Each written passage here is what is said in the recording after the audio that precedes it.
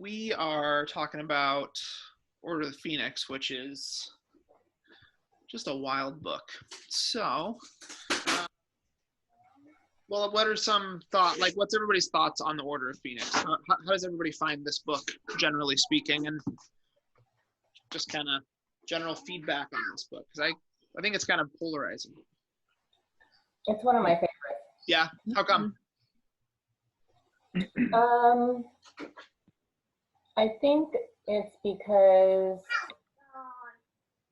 I think when I was reading the series for the first time, this is when I realized stuff that had been written in earlier books, but it became real to me in this one that the reason Harry didn't die when Voldemort tried to kill him was because his mother's love protected him. Yeah. And for me, the whole series is basically about love, protecting you. And so I think, this one, even though it's dark and there's a lot of darkness happening, there's a lot revealed, and there's a lot about the protection of love. Yeah, great. It's great note. I find this book very action-packed. It starts with, it's just one event after another. It's so exciting. Seeing how long it is to also be action-packed is a very... Yeah, it's also really long. Yeah. Well, this is the word that always comes to my mind is frustrating, and it's a testament to how good of an author she is, just because I'm frustrated with Dolores Umbridge, I'm frustrated with Fudge. There's just a lot of people that made me grumpy. Yeah, but I enjoyed that. Yeah, I think Umbridge is definitely, and we kind of touched on it last week, one of the best villains of all time. She is maddening, and also just found that Rowling did a great job capturing teenage angst in this one. Oh yes. It's just like, Harry, what are you doing, man? You are totally going through puberty right now, and it is something else. And I feel like she really does a great job exploring that. And I just know there was some times where I was like, man, he's making a lot of choices that I don't like, but they're also, they match kind of what his age would be. So hold on. It's okay. Yep. There we go. Okay. All right. So we're going to get into our conversation today. It's going to be a little bit more open, which I like because you guys all have a lot of great things anyway, and most of my stuff is nonsense. So, but Anna put it together, so it won't be. Make this stink. Yes. Where is Anna? She's got a little bit of a migraine, and a minor fever. So, we're trying to. I think it's just a migraine, but just proceeding with caution. So, but because of that, I'm also reading a lot of this slideshow for the first time. So, on this journey together. Okay, so we kind of, this is the quote that we had finished last week with, and I think it kind of speaks to what Lara was talking about, the power of love that alone can defeat evil. This is kind of what we're going to be pulling apart sentence by sentence. And we're going to kind of just see where that takes us. And if we pull different directions, that's okay too. So don't hesitate to bring other things up. This book is just so long and jam-packed with stuff that we could, with all of these books, we could spend probably 7 weeks talking about each one of them. But this one in particular is a really big turning point book. And I think there's a lot of action. So, okay, maybe. Okay. So this is just Anna kind of reiterating that we're going to be looking at various texts from the book, as well as talking about that block of text that I showed you on this page. So, so we start with the need for truth and courage to stand against oppression and tyranny. Okay. So we have some quotes pulled here. We get just some, Rita Skeeter always sneaks up on me as being somebody that is both frustrating and very realistic, especially in our quest for constant media that we have today. So yeah, I'm just gonna leave. I'm gonna let these sit for a second. You guys can kind of browse through them. If there's one of them that you want to dive into particularly, or I'll just kind of start us off. But I'm gonna just pause and let everybody kind of piece through these for a second.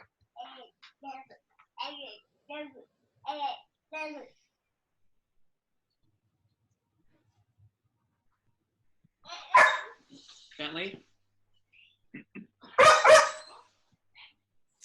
Dolores is such a good bad guy. Yeah. Gosh. She sure is.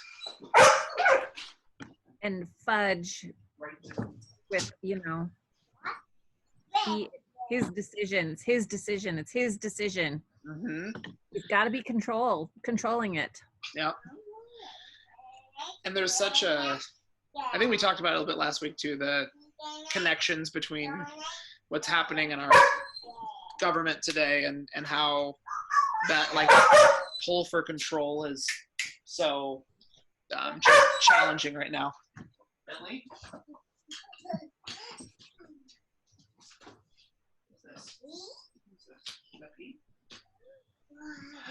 Rita Skeeter just irritates me. I just can't take her character seriously at all.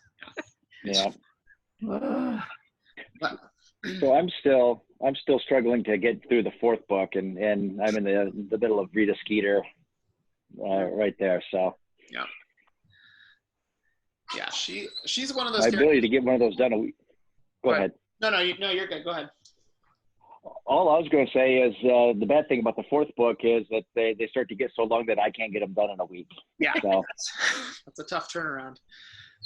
I just keep getting stuck on the way that J.K. Rowling describes the color that Fudge turns in the first quote. I just love the little ways that she's like the first writer that I remember in my head using such just like vivid illustrations like that just really, and it has nothing to do with what we're talking about. I just think that it always shaped the way that she wrote and the way that I appreciated reading descriptions because of that. Because they just popped in my head so well. So when we look at this quote, the need for truth and courage to stand against oppression and tyranny, there's a lot of kind of us looking at different characters going against different authority or different power. And how do you think that connects with our faith or the way that we taught or the Bible?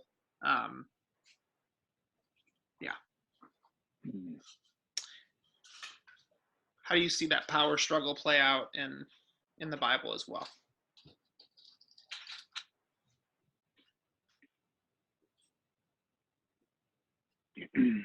I'm giving the extra long pause just in case somebody else is going to speak. I guess I see it's that power struggle, or that talking truth to power comes in a couple of different forms. The most prominent one, at least for us Christians, is Jesus talking to, the leaders of the Jewish temples, Pontius Pilate talking to we talked before in youth group about the upside down kingdom of Jesus and kind of just turning, if in the order of power, turning that upside down. Mm-hmm. Yep. And of course, then you get a lot of that, the prophets doing the same thing to the kings in the Hebrew Bible. So. Mm-hmm. Yeah, it's I always hesitate because I think when I was in high school, it seemed really common. I don't know if this was because of my youth group or because of my teachers in high school, but there was I felt like every book there was this kind of you need to find who the Christ figure is in this book. And so every time that I read The Old Man and the Sea, which is not terribly frequently, but for whatever reason, there's a lot of imagery in that book that paints the old man as a Christ figure, the way he falls in his bed at the end, all sorts of different things. And so when I do like pop culture series with the Bible, I'm always hesitant because I don't want to. I think it's too cheap and easy to say, okay, well, Harry is the Christ figure here, because he is in a way. Mm-hmm. There's a lot of Harry truth to power, but I think the interesting thing about about it. Sorry, I'm trying to reset the. Interesting thing about it is it's not so much that the. Are you okay? Oh, I'm sorry. Sorry, I lost my train of thought. So it's not so much the character of Jesus. This is going to sound Mm-hmm. setting this up poorly because I'm basically saying it's not about Jesus. But I think the compelling thing about, you want me to kiss it? The compelling thing about that story is not. Yeah, well, I'm just going to say it's not Jesus himself, but the reason that it comes up so much is not because you want every story in pop culture needs to have a figure that is a savior, but that story of speaking truth and courage to oppression and tyranny, even just like you mentioned, Jeremy, with the religious leaders, is so compelling and universal that we understand it. So I like when I read these things, I keep thinking, well, okay, Harry is kind of filling the role of Jesus in the Gospels in a lot of these things, and we'll see that more and less in different ways. But I think largely J.K. Rowling is kind of structuring a world in which the need for truth and courage to stand against oppression and tyranny is real. And I think that's what makes it so biblical, but also so relevant to every time period. Because there's always going to be that power struggle and tension, especially for us folks who aren't necessarily in power positions. As far as I know, we're not. None of us are fully. I mean, we are in some ways the oppressors, just because we have certain privileges, but we're not the. These stories are for us because they're talking about us in a lot of ways, and we are the ones that are being called on. Or at least when I was young, and still now when I read this, I think, yeah, you're right. I can stand up to anything because of Harry. And because that's what Harry did. So I think that's kind of an interesting trope just to be looking at. And, basically, that was all pep talk for me not to compare Harry to Jesus all the time. So thank you. Well, and as you were saying that, I was thinking of Neville Longbottom, the seemingly minor character, but the scene that popped in my mind is that very end of the first book where Dumbledore's awarding all these points for Harry and Hermione and Ron. And then the last batch of points he sends is, 10 points for Neville Longbottom because it takes courage to stick up to your enemies, but even more courage to stand up to your friends. And, yes. And yeah. Let's talk about Neville for a second, because this book reveals more about his backstory and also a lot more about that prophecy. This story, this series very well could have been Neville Longbottom in the Chamber of Secrets and Neville Longbottom in the Sorcerer's Stone. So we can take it either way. We can talk about the prophecy, or we can talk about Neville in particular, because he does kind of get highlighted in, like, after the first book, like that part you just mentioned, Jeremy. I remember it, and I just was I didn't think anything of it. I just thought, okay, they're giving it to somebody else. It's good to have other characters in the story. But when you think about it in this light, and then we see his character progression all the way to the 7th book, where he is a pretty large part of the saving of the day. I think in some ways you can see him fulfilling the prophecy at the end too. And then I guess the other thing that kind of dawned on me in this book in particular is that he lost his parents too in a lot of ways, and that is. I don't know. They're just like, we talked about Tom Riddle and Harry, but I think Neville and Harry have some really interesting connections. So, you can give me your Neville thoughts if you want, or we can talk prophecy a little bit, because I think that's like a huge rabbit hole. But I'm good to go down prophecy rabbit hole too. So, what do you guys think about Neville arc? Did they have the part about how it could have been Neville in the movie? Because when I read it this time in the book, it was new for me. Like, I had not remembered that part at all. I think they did leave it out. I could be wrong. I haven't seen the movies in a while. Do you guys think so? The others? I can't remember. I don't think it certainly wasn't a big part. Yeah. I just don't remember the prophecy. I remember it being revealed, and I remember it being Trelawney. I just don't remember it potentially being another kid born in July. Yeah, I think my guess is that would have been the movie makers probably saw that as not an essential part of this massive project. So which is kind of a huge bummer. Mhm. Yeah, because it Yeah. does really change things. It's like, holy cow, it changes that whole line of the Dark Lord marked him as an equal. Mhm. It was Yes. like, Mhm. okay, so which came first? He was gonna be his equal, or the Dark Lord chose him to be his equal? Right. Right. Yeah. Right. Oh man. Yeah. It's one. Then it goes. I think we won't, but we could talk about that predestination bit. I was thinking about that when I read it. I was like, oh, this is what Lane is talking about. Yeah. That's actually where I thought Yep. we would go this week. But I mean, you could definitely, because that is a chicken or the egg kind of thing. Like, well, in a prophecy, and in the Bible we see many prophecies, especially think about Daniel, and I think about Mhm. the Son of Man one is what I'm thinking about, because that's what we talked about in reaffirmation last year and stuff. But and then you start asking that question. We actually looked at it in the second week. You know, do people oppress people who came from Ham because that's what God said to do, or is it because we perpetuate something that God said that we read? And that same thing I think is really interesting for the prophecy. Did Voldemort made the choice that it was Harry and not Neville, and is that what made it Harry, not Neville? And Right. Yeah. man, so cool. So, and because I remember reading this book and trying to, for some reason, I just really wanted to fit Neville into that trope still, and I was trying to think of a way that, because the Dark Lord, he did not nearly as directly mark Neville, but there is I feel like just by marking his family, Neville was marked by. Yeah. Mm.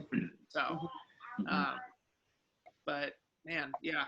So, any other Neville thoughts? I think this is a really interesting thing, and I had forgotten about the movies, not really Yeah. mentioning it. That's a Yeah. note. Neville used to drive me nuts, and then around this book is when I started to really feel like he was worthwhile.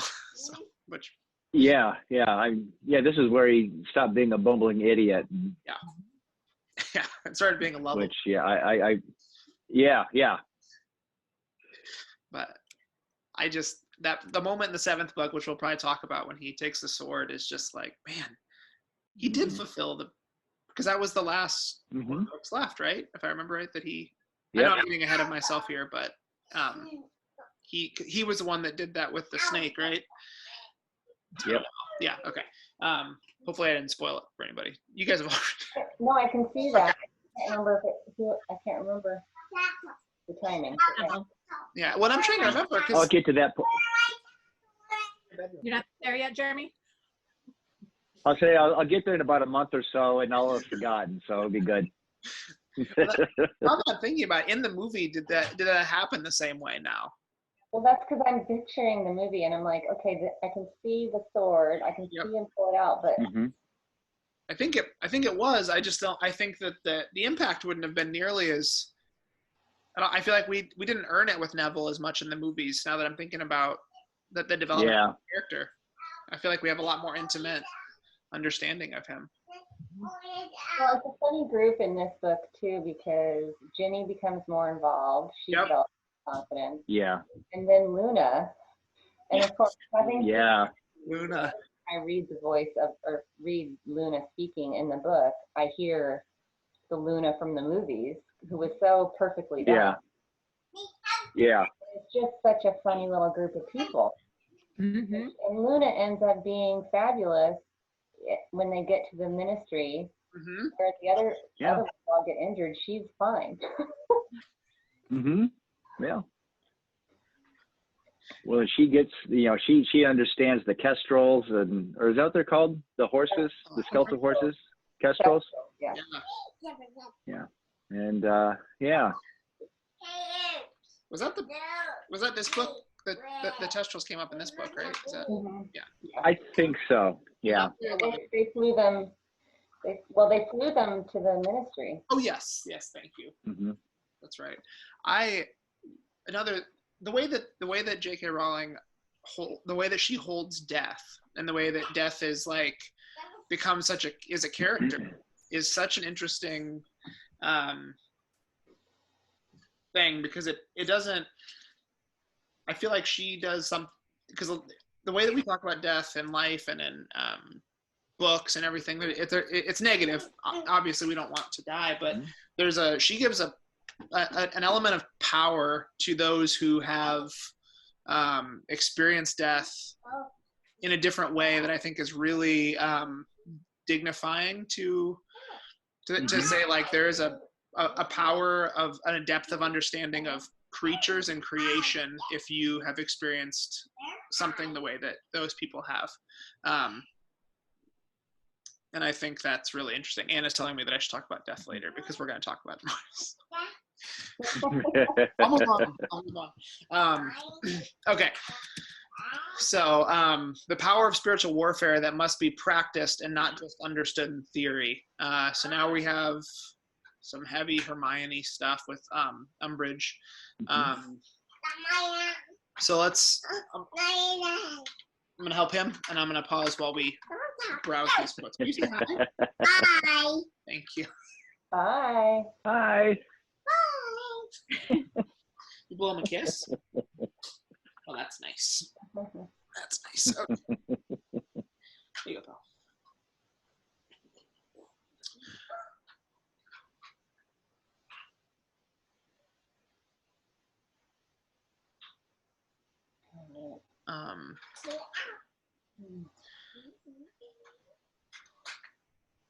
So we have some interesting moments here that get touched on. That, well, first of all, we can talk about the juxtaposition between Umbridge and fake Mad Eye as instructors, because she was I was just thinking that. Yeah, she was not about using any spells in actual practice, and they were killing spiders and stuff last year. So yeah, that's just an interesting teaching conversation. But what about her choice to not engage anything in actual practice?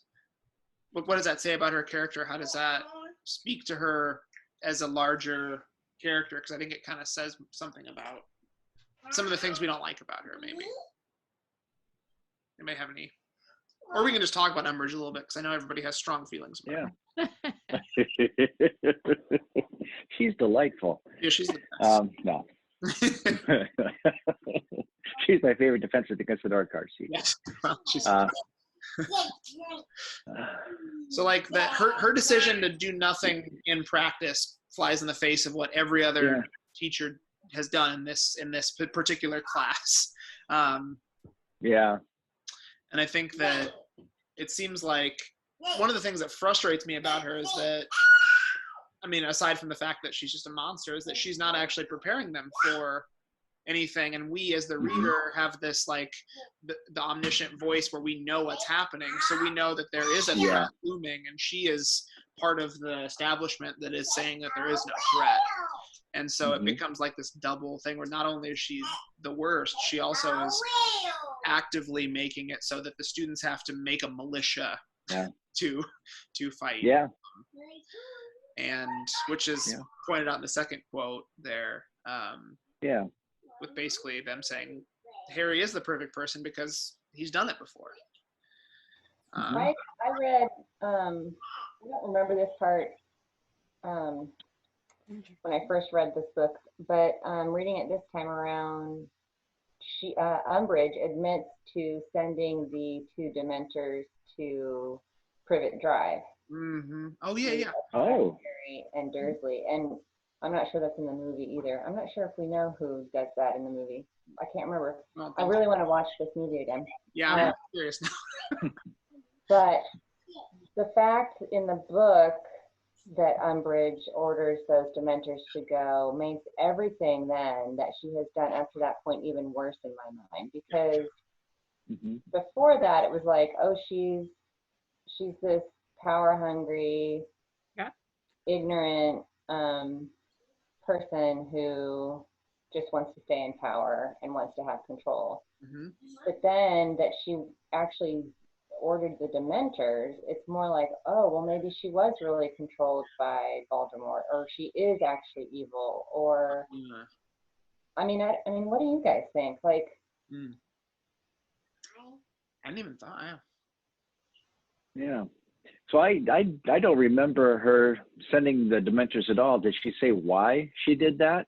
Yeah, she said because everyone at the ministry was all running around saying that Harry was causing all these problems because he was making these claims, and we didn't believe in him, and we didn't want anyone else to believe in him. And so I sent the Dementors to shut him up. Yeah.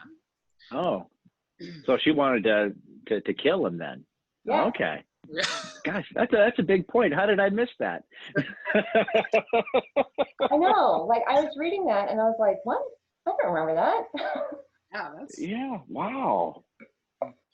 I'm excited now. Even more excited now. You know, they're all in Dumbledore's office, and she's got her inquisitorial squad, and they've captured them all. And it's right before Harry and Hermione take her off to the forest, and then she gets taken away by the centaurs. But prior to that, she's admitting. I'll see if I can find it. It's just, I was like, oh, wow, that's really different than I thought she was. Yeah. I mean, I always hated her. Yeah.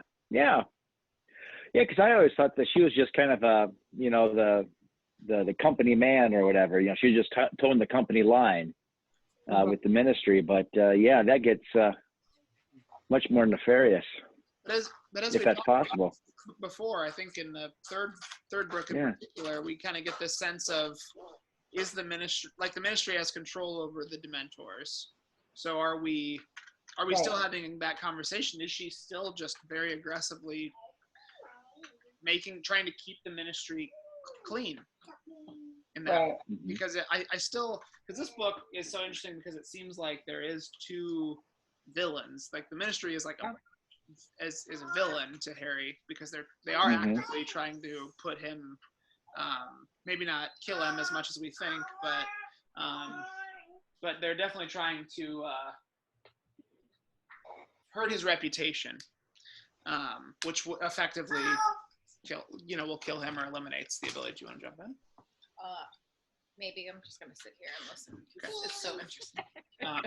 I'm gonna stay close, but not too close with Beaver. Hi, everybody. Hey, Anna. Yeah, so this is on. Listening in the other room and being like, all right, I'm not gonna look at the screen to make it I anymore. can't stand it anymore. It's so good. The part that I was referring to is in the Out of the Fire chapter. In my book, it's on page 747, but I have an old paperback version. But Harry said, it was you sent the Dementors after me, and Umbridge says somebody had to act. They were all basically about silencing you somehow, discrediting you, but I was the one who actually did something about it. Only you wriggled out of that one, didn't you? But not today.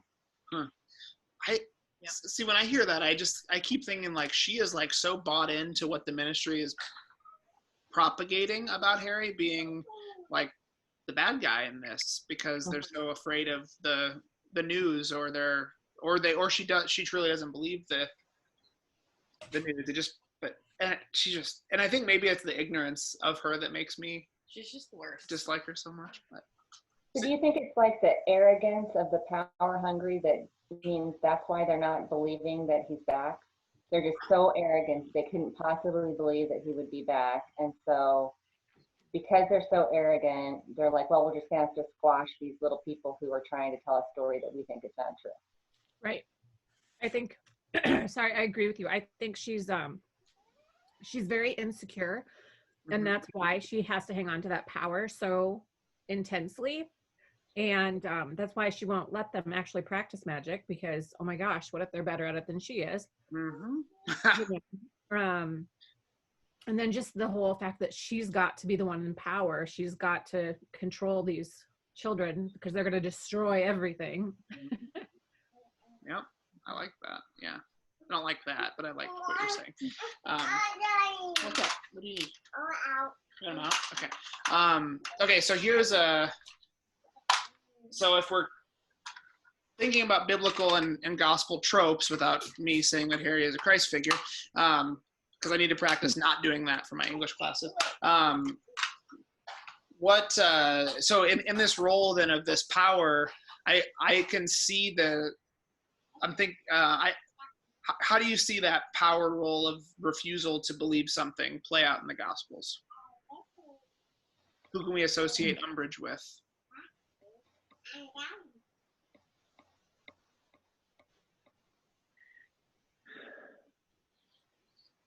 The religious elite in the New Testament. Anna said the religious elite in the New Testament. Yeah. Pilate. Yeah.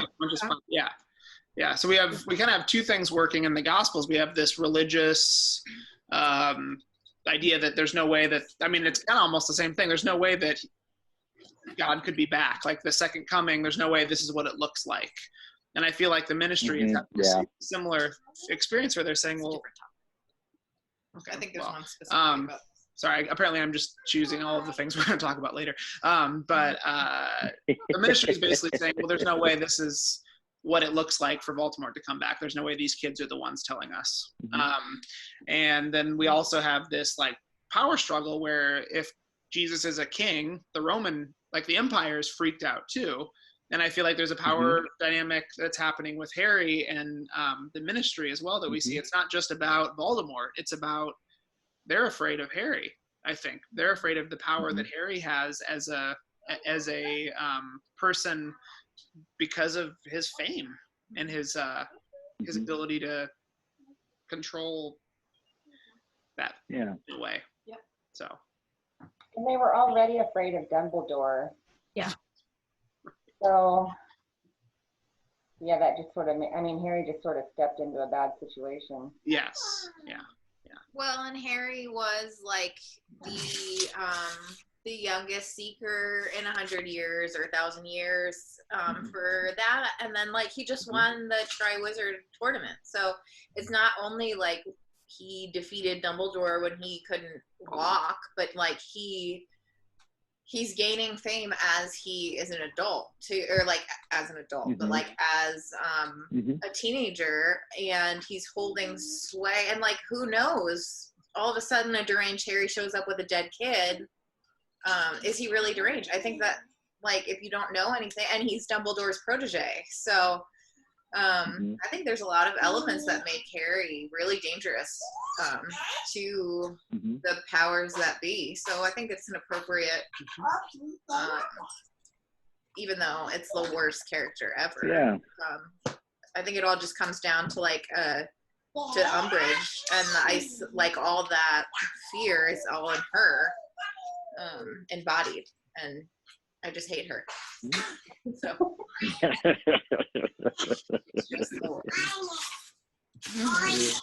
All right, so let's see how ahead of myself I got. All right, so this to pretend that it does not exist. I put Dobby there. Okay.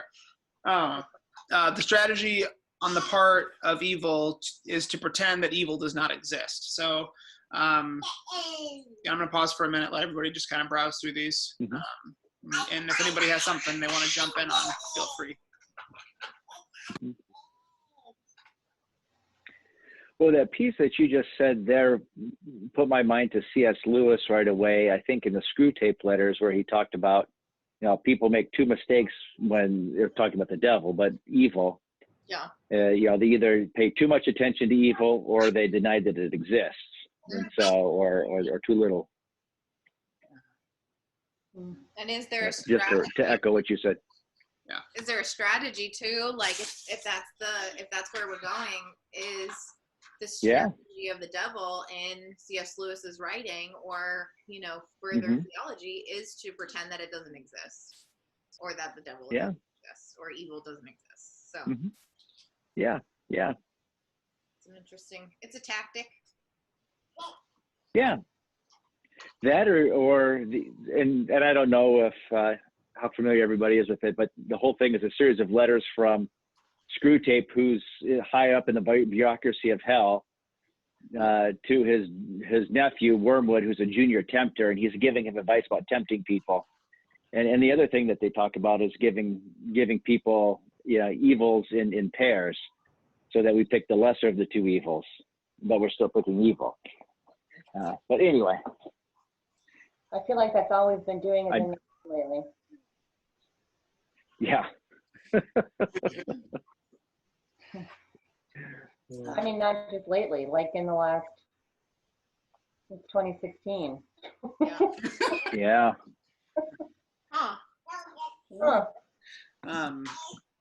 So The third point is not necessarily evil, but I feel like for teachers it might have been evil. Although it's like my favorite part ever, and I'm very sad that it wasn't in the movies. But just that, you know, something that is so disruptive, maybe not evil, but disruptive, which is excellent, but also I can't imagine as a teacher how that would be. what are you talking about? Creature? No, I'm talking about Fred and George made a swamp. Oh, these are the third point. Oh, second point. I'm sorry. Oh. Yeah. Yeah, that would be interesting. But it was satisfying to see Umbridge have to deal with it. I loved it. Yeah. I thought Fred and George were awesome. Yes. They are the best. Mm-hmm. And I love in the movies the look on McGonagall's face. Like she's like, well, how are you gonna clean it up? Yeah. Those teachers were so done with her. They're like, well, I guess that's it. Oh. Yeah. Yeah. You're in charge. You take care of it. Well, and I love in Yeah. You're the boss. what was it in the books? The teachers couldn't in the books the teachers like would always go to her because Fred and George set off like fireworks that reproduced, and so there's like fireworks all over the place, and then they would always run and like tell her. Like it was just the teachers were so into like going and saying like you need to come fix this, and it just made me so happy that everybody was in on it. Yep. Well, you think about that idea of, because she's there kind of to deny that evil is there. Like she's there because the ministry wants her there because they're, I think, afraid of Dumbledore. And the staff that Dumbledore has hired, I mean, I think about generally, like when I hired my staff, when I managed something, I chose people who I thought would, be similar. Like I think it's reasonable to think that Dumbledore's staff probably understood and agreed with Dumbledore and knew that Umbridge was probably wrong about some of this stuff. So there's kind of this like that they're like that to that point there. I think about stuff today where we have today our state is being reopened apparently on Friday, but we also have had the most deadly week of the virus in the state this week. So, who are we? And then it comes down to whose information are you listening to? Whose details are you talking about? And these teachers, What is truth? yes, and these teachers are choosing siding with Dumbledore and choosing to just find ways to push the buttons. I think of the person who is the, unwilling to see the truth because she's trying to hide, and I understand why the ministry didn't want people to know that Voldemort was back. It's not ideal. It would make people scared and make people distrust the ministry. And so I think that it's a very rational, in some ways, character, because I think we see it today. We see people who are unwilling to admit that we're in a situation that is dangerous right now because it's not great for us to be in a dangerous situation. It just And then seems being an like election year makes it interesting too. Go ahead, Laura. Sorry, I thought you were. It seems like we as humans keep making that same mistake of, let's not tell the truth because people will be afraid about it, or people will get angry, or people will whatever. Yeah. At the end, it's always like, if we would have just told the truth to start with, we could have dealt with it much better. We would have been prepared. Like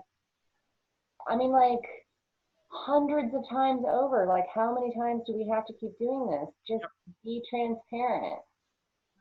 Yep. Yeah, absolutely. Well, that's a good segue into This is what.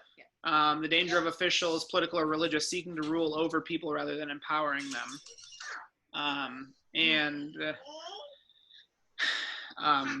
Well, I'll pause for a moment so everybody can browse the quotes. But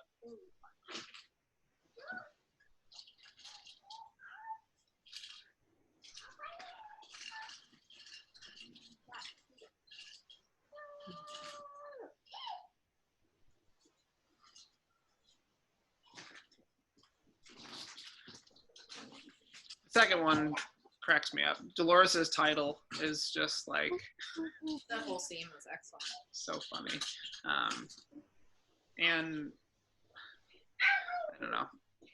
I think about just the idea of like having a narc on your staff is what I think. Like just the like there's like she's like very honest about the fact that she's there to catch them doing things wrong. Mm-hmm. And not just like doing things wrong, but like I think everybody has a pretty good understanding that Dumbledore kind of lets things ride that are a little weird. And so I'm sure the Ministry, you know, it's like we arrested Al Capone on his taxes, not on his murders. So how do we catch Dumbledore and get him out of power? We have to find ways to say he's not honoring the codes of the Ministry instead of, you know, I'm not. Maybe Capone wasn't the best person to compare Dumbledore to, but you get the idea. We can't catch Trump. Yeah. So, so some thoughts. Any thoughts on this idea of this happening in this book in particular, where there's power over empowerment? Well, I just the word empowering. I don't know that when I talked about Dolores earlier. Mm-hmm. My role as a teacher is to empower my students, Yes. to give them the most knowledge and the best instruction I can in order to help them to be productive citizens. And Yes. and Dolores Umbridge is just the opposite of that. And yeah, it's very frustrating to read about her character and the choices that she's making, and then to have Harry have to teach them is really kind of cool. Sorry, No. not exactly on this slide, but there you go. No, but that's important. That's an important point. Yeah. She's choosing to rule over empowerment. And I think that's exactly what this slide's about. So very good.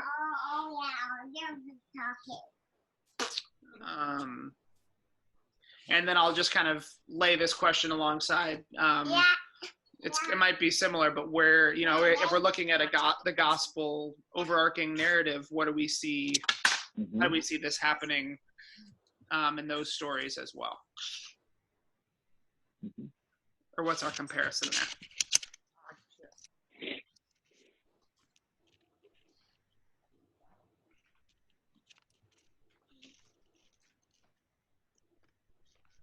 I'm not sure what your question was because I was busy having a thought about the sorry.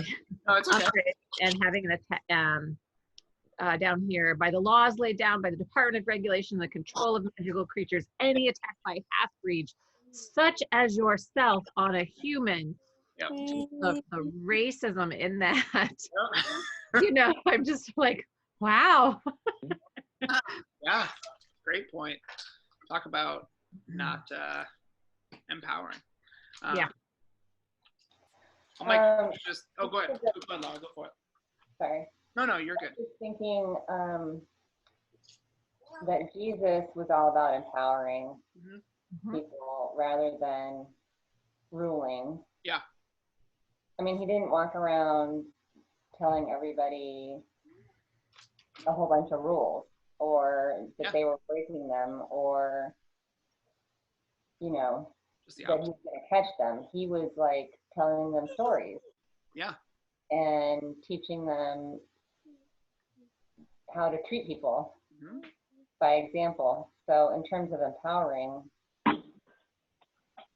you know, much more empowering than like who you would call a king. Yeah. Mm-hmm. Yeah.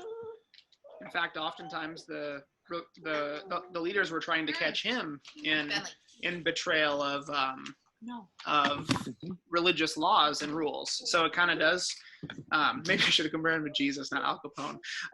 But Yeah. I'm trying not to compare people directly to Jesus. That's It's a good thing. It gets you in trouble. I'm told that can get me in trouble. But yeah, I think that's a great point. Jesus is a great in those stories is kind of pushing back on ruling over and trying to give space for those who might be considered a half-breed such as yourself. And that's what most of the parables were kind of talking about. So yeah. Well, I was just going to say, talking about the parables, and again, I can't let a week go by without saying the words Bible Project. There you go. There you go.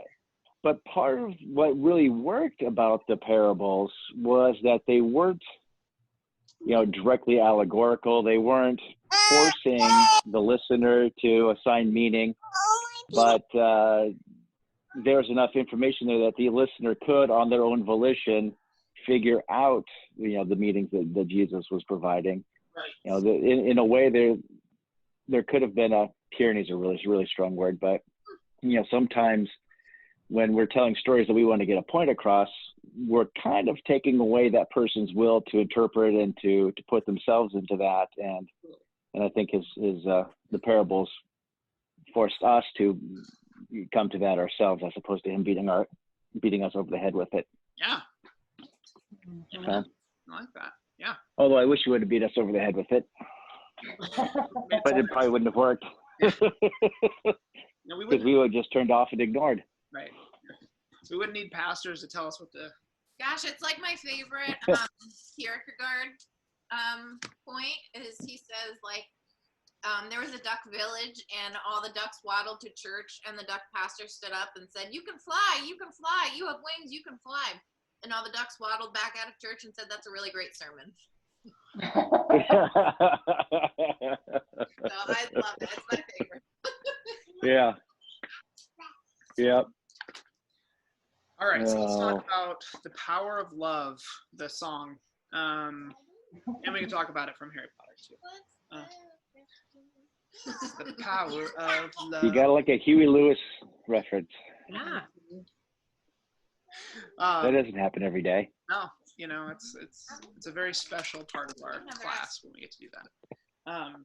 Okay, so this is something Lara mentioned as well, as being a profoundly overarching theme to the series, which I agree with. Mm-hmm. So here's some quotes from this book in particular, but if you want to pull from other ones to talk about this point, I'm totally game for wherever we want to talk about this from. Jeremy, if you got something good from book 4 that's just ripe in your mind right now, feel free. No, I'm just like, I forgot about this howler.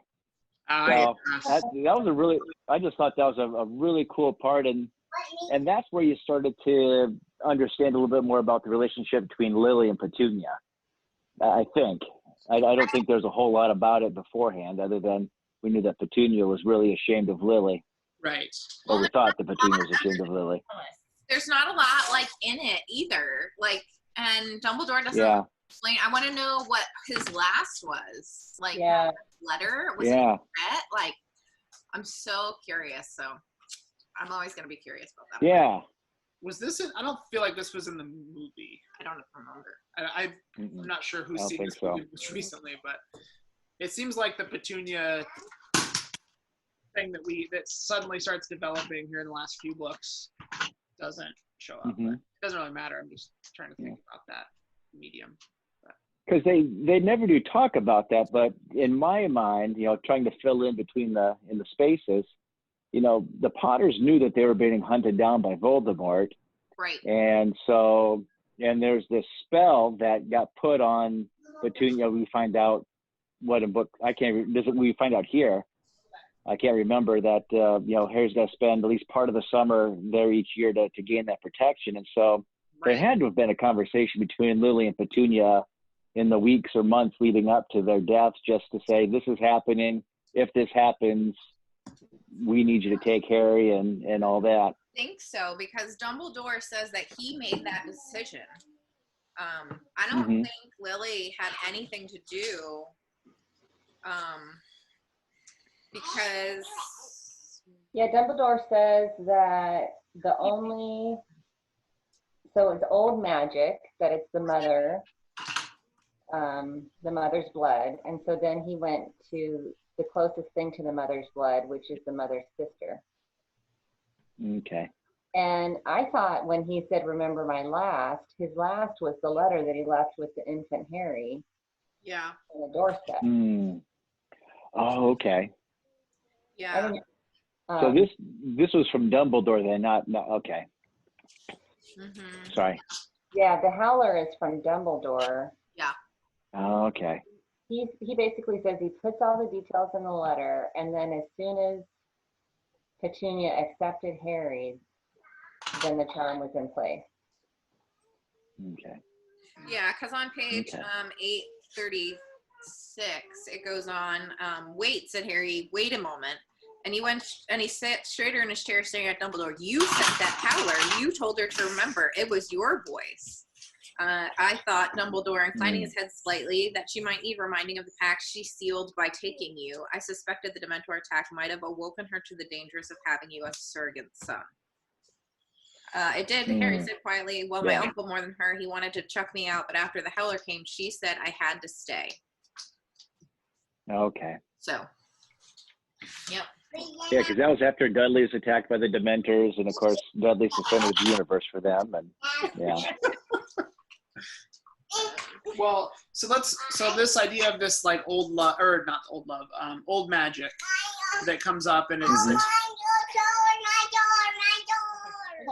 it's the way that that it's explained when Harry doesn't die, but then it also comes up, I feel like, in this pact, that there's just like this idea that there's magic that the wizards understand, and it's spells and it's things like that, but then there's this ancient force of love that is like, it goes beyond something you cast, and it's something much more powerful and more everlasting and permanent. Like so. Aslan and the White Witch. Yeah. So I think that's just really interesting the way that they describe it. But that's why Dumbledore, or no, that's why Voldemort took Harry's blood, because now Harry can, now in a way, Dumbledore is protected by that same, well, that's why Voldemort took Harry's blood at at the graveyard, because so now Voldemort can physically touch Harry. That's why, like, Harry couldn't touch Quirrell at the first book.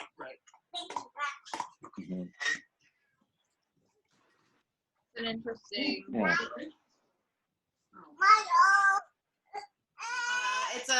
I think it's a really good. It's an excellent line she's threading through the whole series. For Harry to never know, like never remember his parents other than their death, but also know that they've been protecting him his whole life. It's just a great, not even to talk about like how mothers love their children and the sacrifice that we put for our children. So.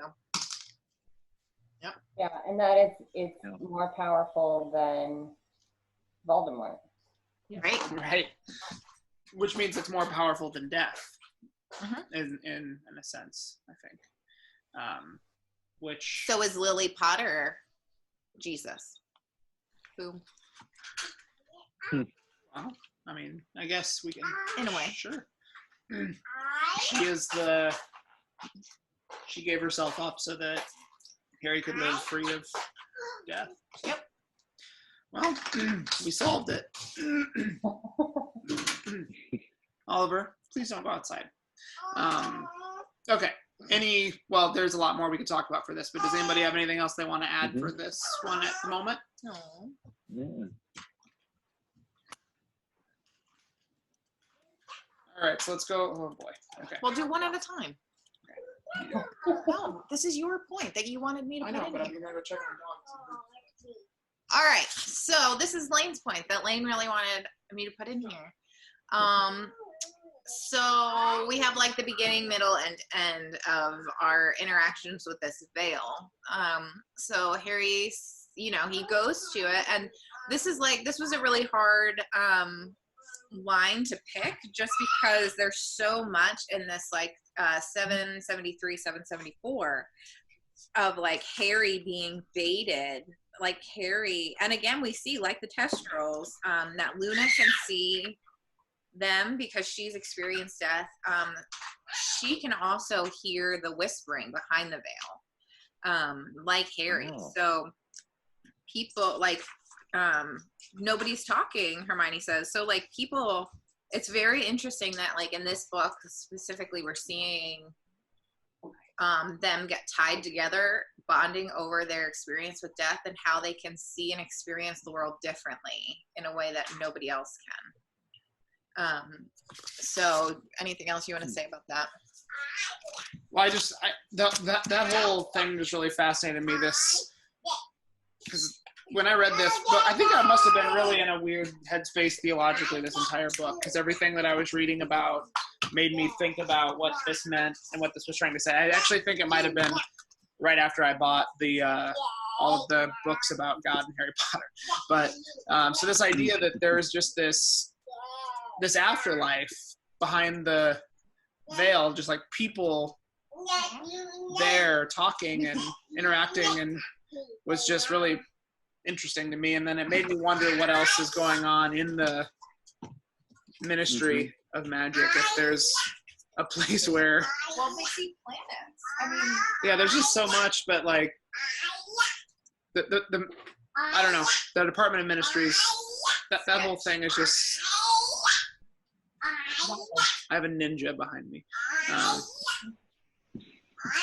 Just very interesting to me. I don't know, I feel bad because I was excited about this, but I don't have any like big points with it. I just think that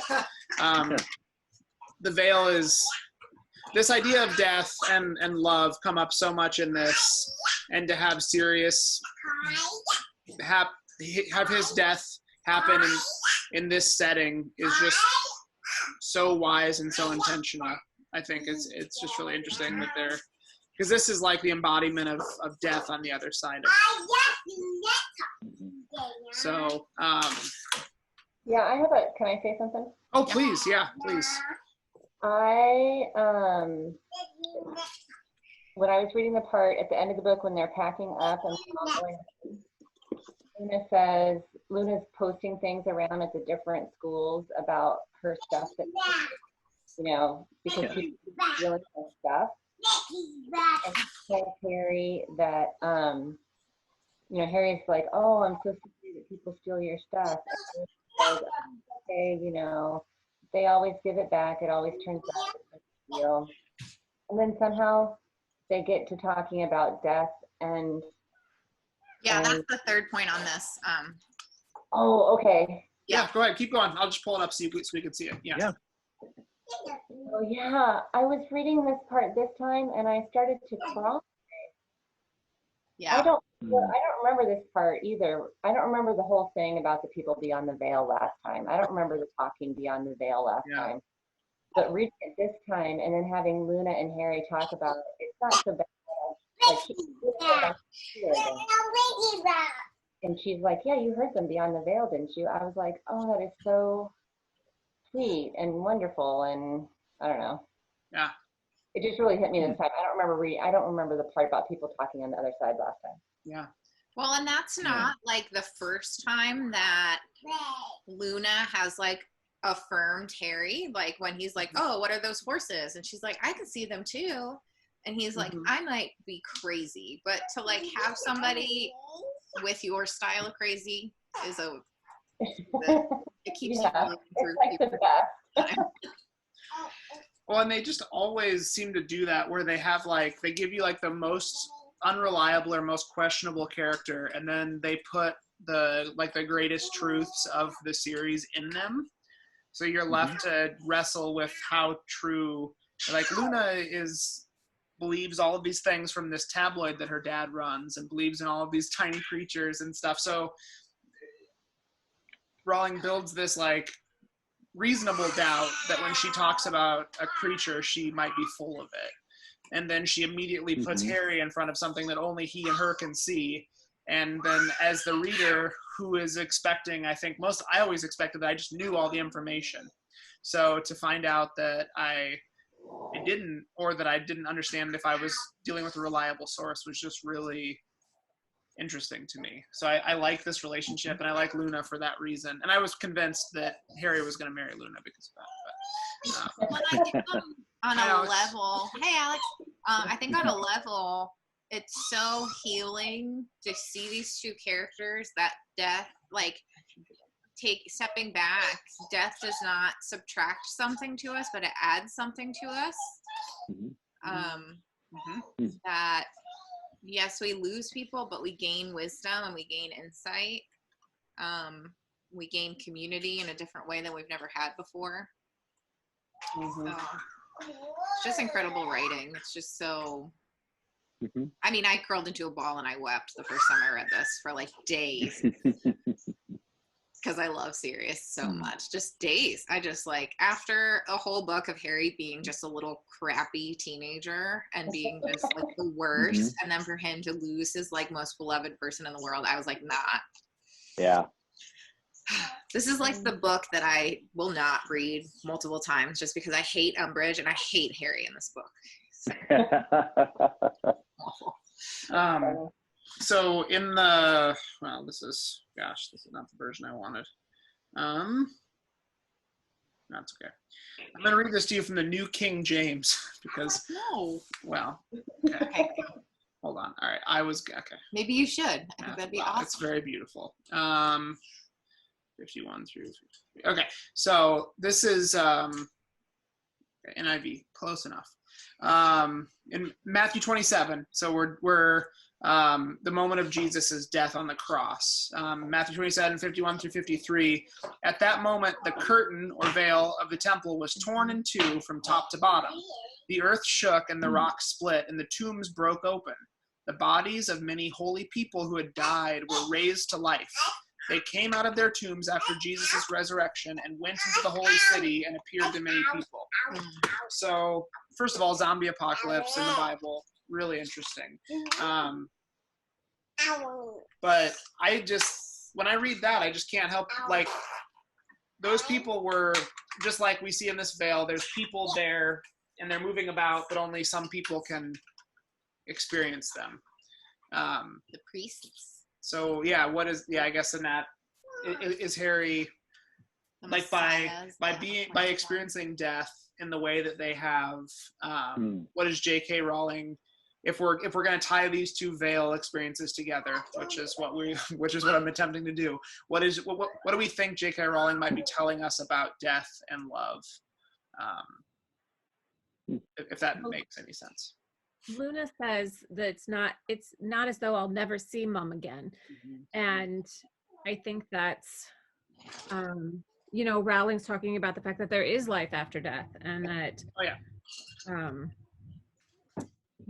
there are a lot of stories about the thinness of the veil between the living and the dead.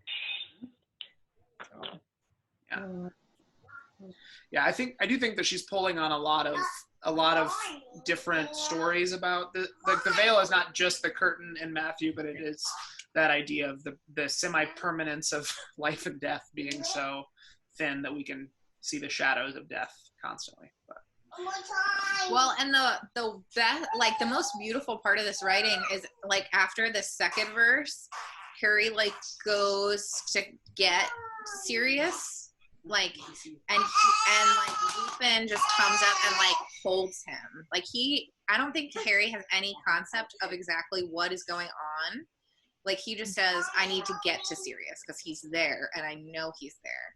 And Lupin, like very clearly as an adult, knows what's going on and he holds him and just like it's such good writing, like the physicalness of it.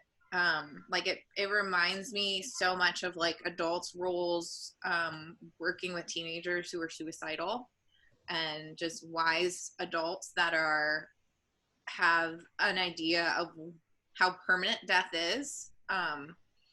It's just wonderful and awful. Do you later in this presentation have the any quotes from Peeves about choosing to be a ghost versus being dead? No. Okay. From Peeves? Ooh, I missed that too. Was it or not Peas from Nearly Headless Nick? Oh no, I do not. Well, But I can pull it up because I looked at it.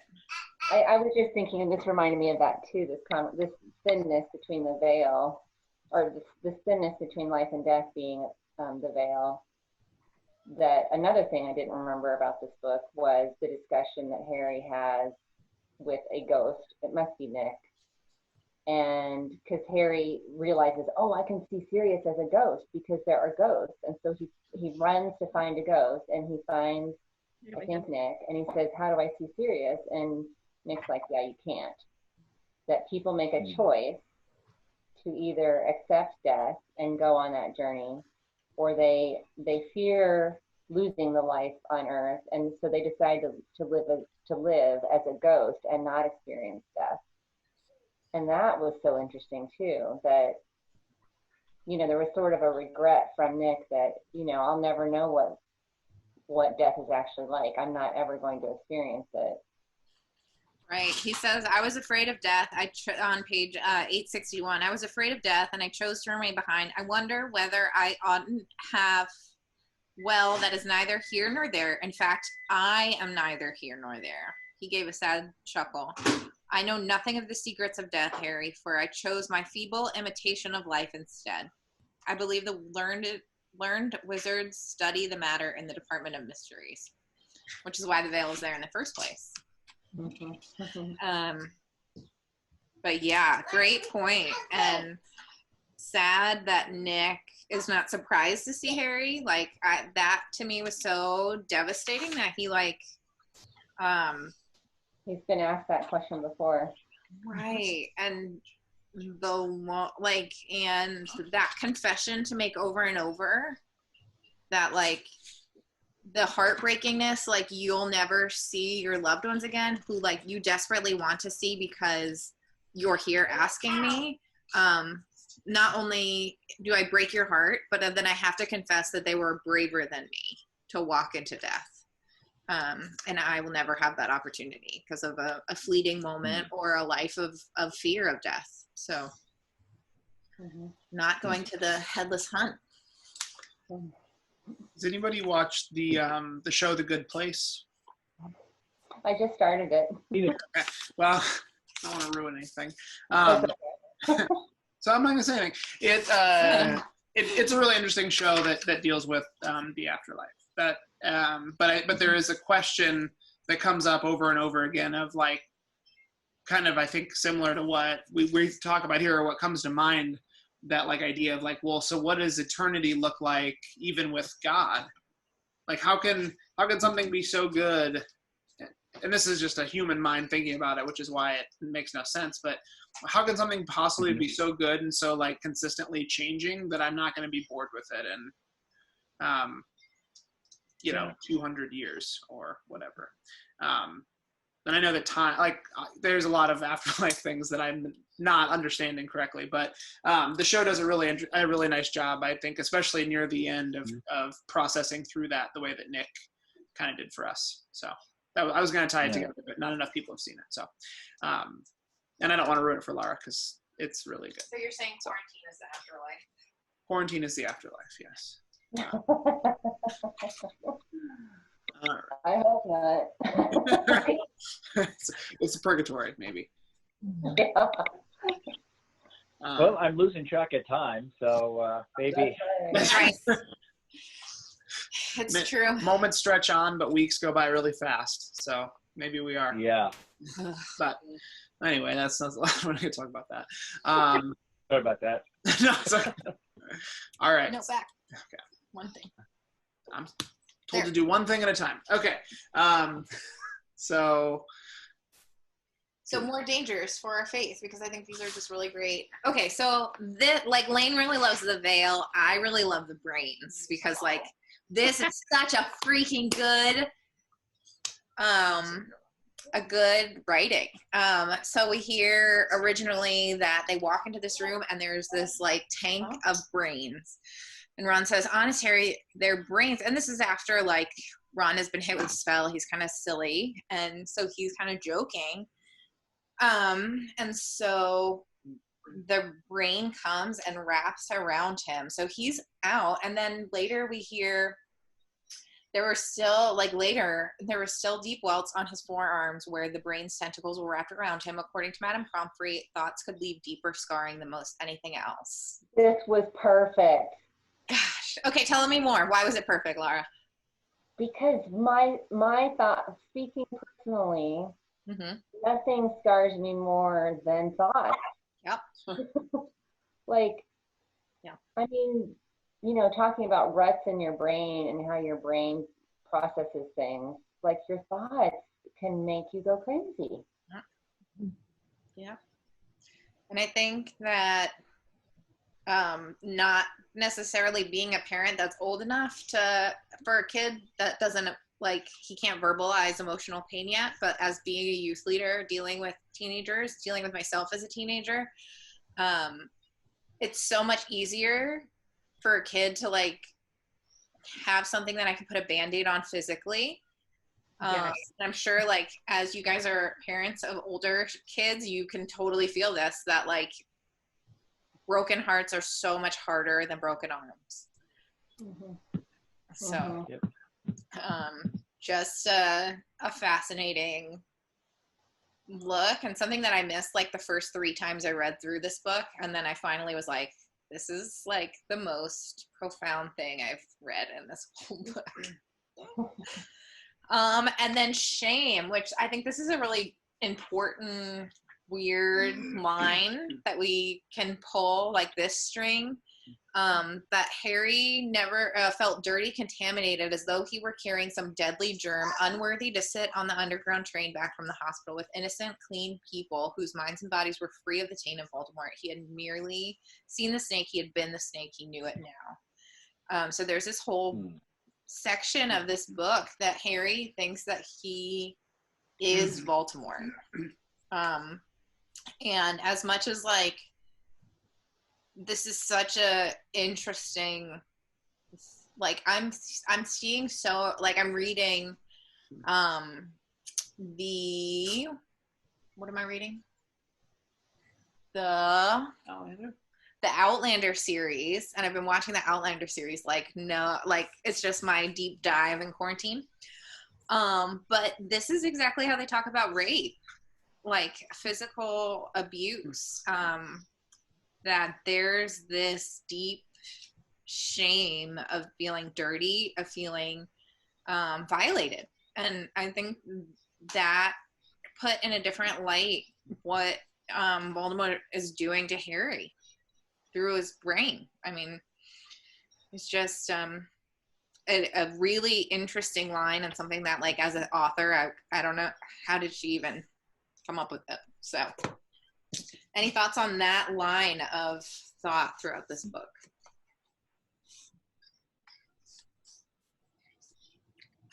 Well, I think about even just how,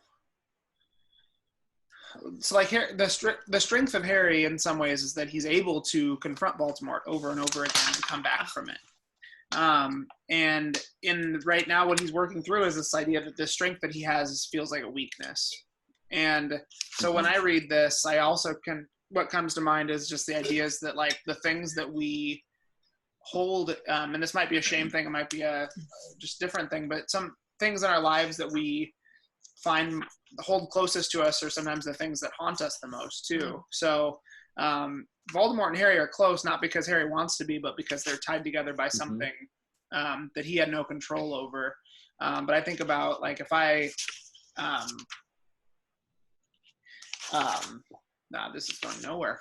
Whoops. So thinking about it, like, first, like, I have a lot of my strengths when I do strength-based tests are relational, but that's also can be then my downfall, and can be what gets in my head. So am I also, if a relationship isn't working, or I'm having a conversation and the responses are not being responded with exclamation points or whatever, you should see how my dad texts. It's all exclamation points. That's where I get it from. But it's insane. But if I'm getting responses from a relationship that are not fulfilling what I think of in my head as what I would respond with, suddenly I become the snake. I'm like, this is a broken thing. What have I done to do this? And suddenly I feel like I become the snake in this analogy, but there's just that idea that the things that build us up the most can also probably be the things that haunt us and make us feel the most.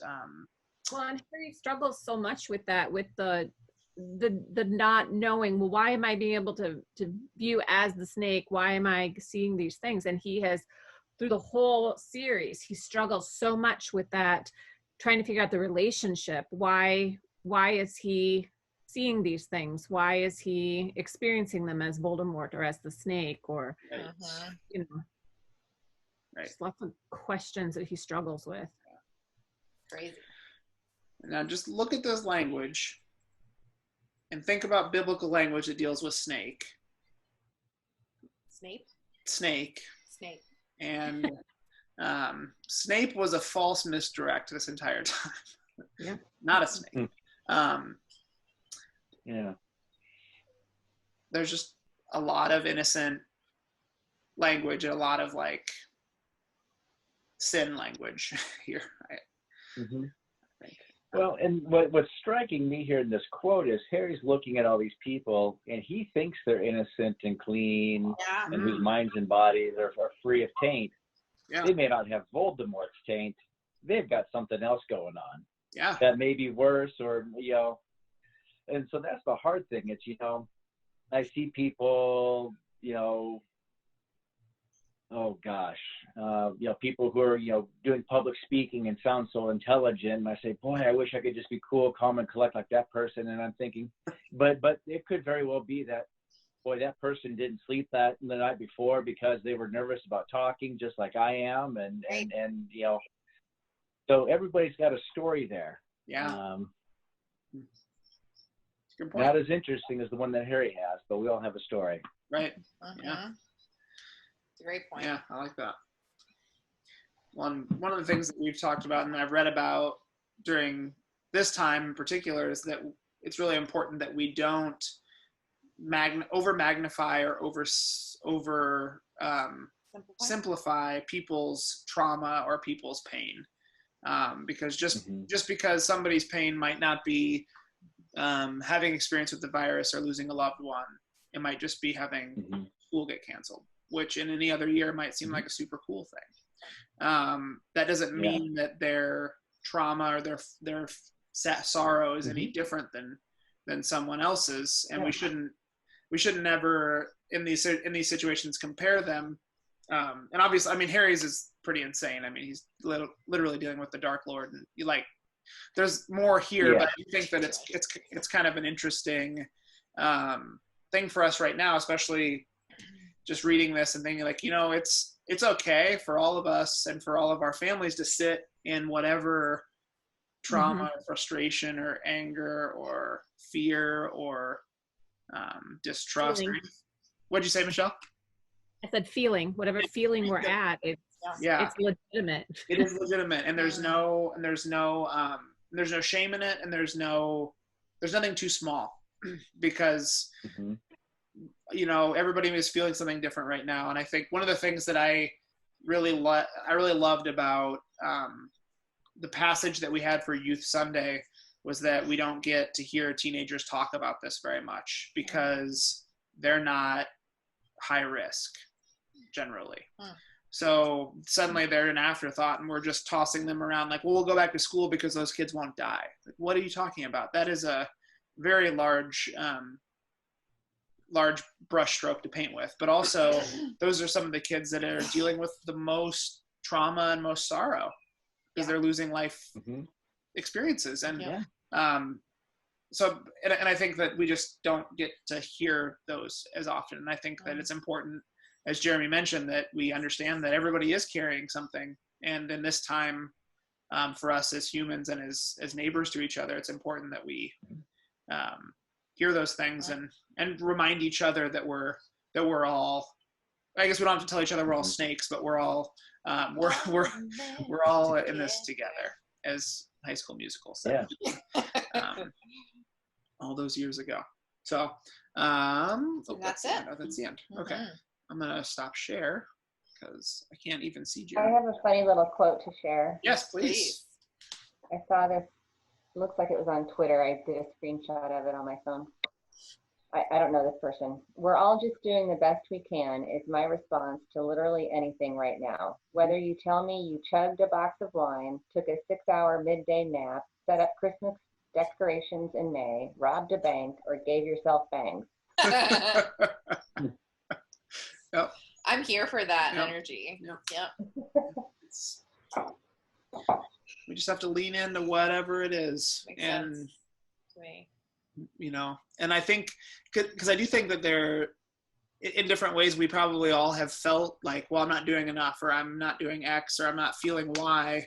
And I think that's very natural, because some people are like, well, Shakespeare wrote King Lear during the lockdown from the plague. It's, well, okay. And you know, there's a post that Why did you tell me that? I know, the word. No kidding.